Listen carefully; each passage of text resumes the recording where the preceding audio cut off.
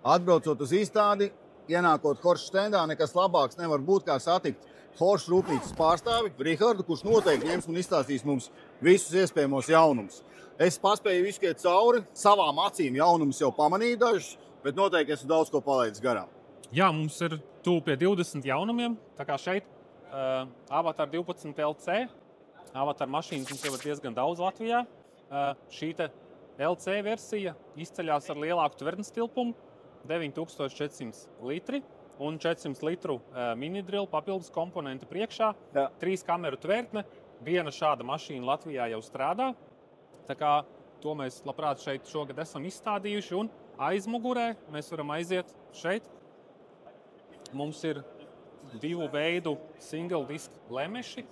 Kreisajā pusē parastais single disks, jau ierastais ar 25 cm rindstarpu.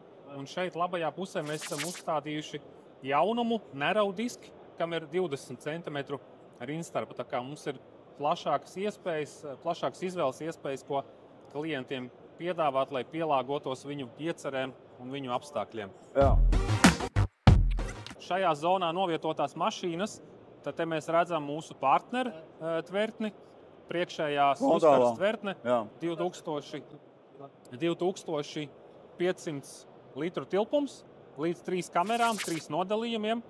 Un šī ir tad mašīna, ko mēs varam kombinēt ar mūsu 3.6 mašīnām, vai tas būtu Avatar 6SL.